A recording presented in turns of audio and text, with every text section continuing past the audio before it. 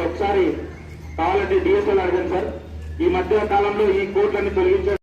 మీరు మంచి హెల్ప్ చేసింది కాబట్టి సార్ అందరి తరఫున మీకు ప్రత్యేకంగా మరొకసారి ఎవరున్నా 2 విషయాల మీద మాట్లాడడానికి ఉంటే మాట్లాడించడానికి ఒక చిన్న సత్కారం చేసుకోవాలని వాటర్ అసోసియేషన్ వారు ఇక్కడ క్రీడల్లో కానీ అనంత నగర ప్రజలకు కూడా మనం మంచి చేసిన వారం అవుతాం సార్.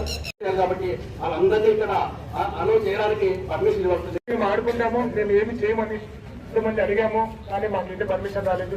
ఈరోజు సారీ ఆశీస్సులతో మాకు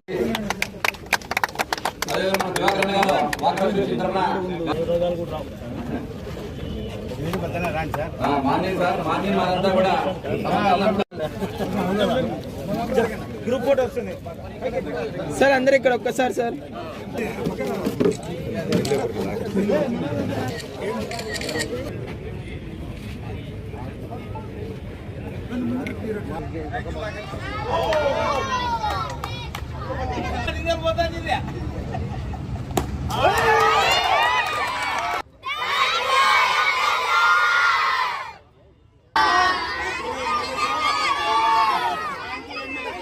రోజు అనంతపురం పీటీసీ గ్రౌండ్లో చాలా ఉత్సాహంగా అనిపిస్తుంది.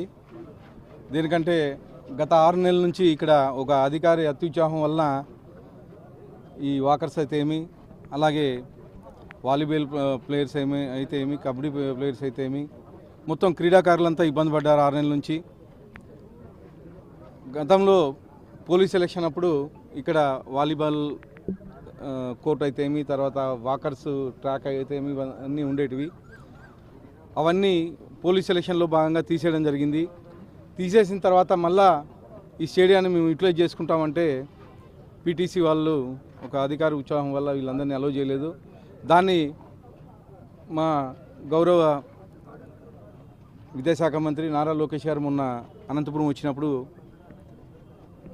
వాళ్ళ దృష్టి తీసుకెళ్ళడం జరిగింది. మా లోకేష్ గారు ఒకటే చెప్పారు, నాకు గంటలో సాల్వ్ కావాలి ఈ ప్రాబ్లము. దాదాపు 6 నెలల నుంచి హోమ్ మినిస్టర్ దగ్గరికి అందరి దగ్గరికి తీసుకెళ్ళినా కానీ ఇది ఇవాళ రేపు అని చెప్పేసి చెప్పడం జరిగింది. దానిలో భాగంగా రవినాయుడు గారు, షాప్ చైర్మన్, నేను మంత్రివర్యుల దృష్టి తీసుకెళ్తే ఒక గంటలో నాకు ప్రాబ్లం సాల్వ్ కావాలని చెప్పేసి చెప్పడం జరిగింది. అలాగే గంట లోపలే మా యువ నాయకుడు నారా లోకేష్ గారు ఈ ప్రాబ్లం సాల్వ్ చేసి ఎలాగైతే ఇంతకుముందు గత 30-40 ఏళ్ళ నుంచి పీటీసీలో ఏవైతే కార్యక్రమాలు జరిగేటో అవన్నీ మళ్ళీ పునరుద్ధరించడం జరిగిందని చెప్పేసి గర్వంగా తెలియజేస్తున్నాను. దీనికంటే గతంలో